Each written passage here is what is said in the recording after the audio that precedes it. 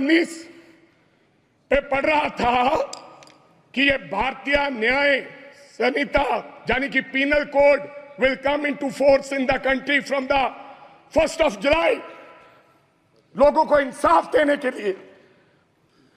और देश के गृह मंत्री ने लॉ एंड ऑर्डर की बात कही कि पंजाब में लॉ एंड ऑर्डर की स्थिति ठीक नहीं है।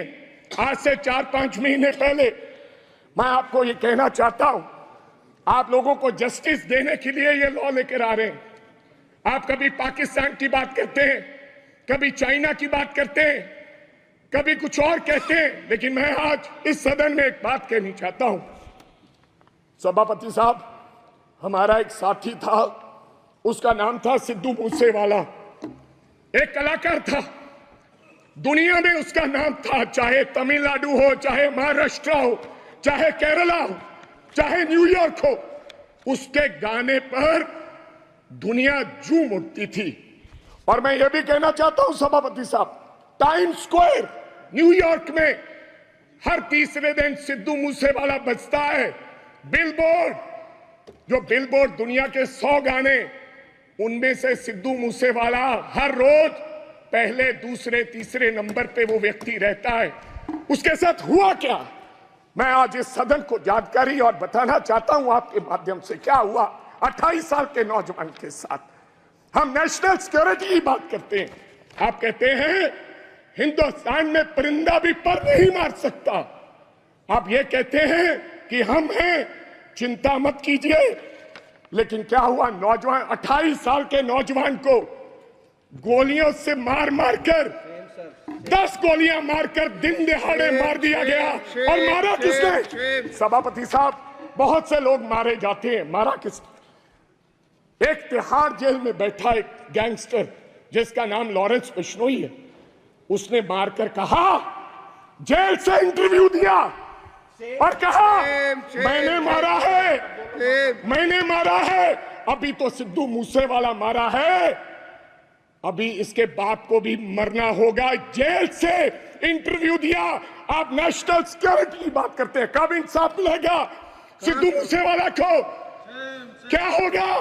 28 साल का नौजवान जिसकी मां के एक बेटा था, एक, और बिना शादी के ब्याह में हमारे सर पर सेरे बांधे जाते हैं, सेराबंदी होती है, आपके भी होती है।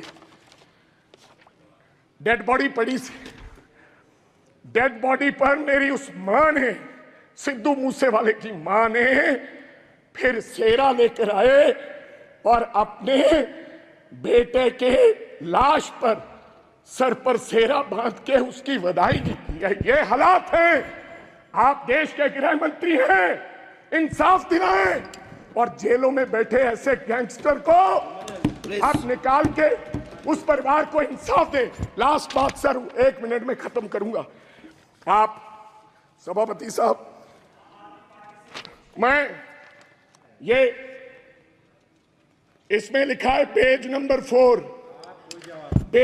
4, पॉइंट नंबर 5, क्या लिखा है? Now my government is striving to make India the 3rd largest economy in the world. कैसे बनेगा साहब? मैं सब उस शहर से आता हूं, लुधियाना से, जो हिंदुस्तान का कभी कभी ईस्ट मैनचेस्टर कहा जाता है, जिसको आज क्या हालात हो गए इंडस्ट्री के, डाइंग इंडस्ट्री है सर, वहां पर साइकिल इंडस्ट्री है। लोग छोड़ के कारोबार धंधा बंद करके अब चले जा रहे हैं लुधियाना छोड़ के। ये हालात के 10 साल में हमें इस सरकार ने कुछ नहीं दिया। अगर दिया है हिंदुस्तान की सरकार ने लुधियाना को, सबसे बड़ा शहर है पंजाब का, तो कोई खड़ा होकर व्यक्ति बता दे कि हमने ये दिया है। मैं क्या कहना चाहता हूं कि एक साइकिल इंडस्ट्री है साहब, या तो चाइना में साइकिल बनता है, या पंजाब में साइकिल बनता है। चाइना में साइकिल की प्रोडक्शन क्या है, आप हैरान हो जाओगे। आप मेक इन इंडिया की बात करते हो, 28 से 30 करोड़ एक साल की चाइना प्रोडक्शन करता है, एक साल की 28 से 30 करोड़। लेकिन लुधियाना क्या प्रोडक्शन करता है? 2.5 करोड़। क्यों? वजह क्या है? हमारा साइकिल 3500 रुपए का शुरुआत में बिकता है, लेकिन चाइना का साइकिल $300 से शुरू होकर 2 लाख में बिकता है। इसका कारण क्या है? Make in India wrong policies. जब तक ये रॉन्ग पॉलिसीज हैं, समाप्त कीजिए,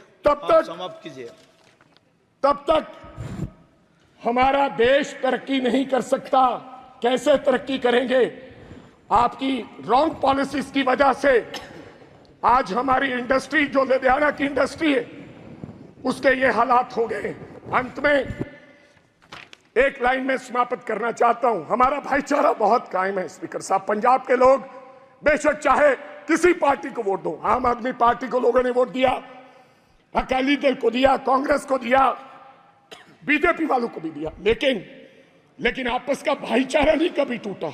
इस बार पहली बार राम जी के नाम पर, भगवान राम के नाम पर, भगवान हमारे भी हैं इनके, और भगवान ने बता दिया अयोध्या से ये संदेश दिया पूरे देश भर में कि राम भगवान बीजेपी के नहीं है। उन्होंने ये संदेश दिया। लास्ट मैं एक सेकंड पहले बोल रहे हैं, बोलो ना सभापति साहब, मैं एक नारे के साथ अपनी बात खत्म करूंगा। बस एक लाइन में खत्म कीजिए सर। एक सेकंड, हमारा भाईचारा कायम रहे।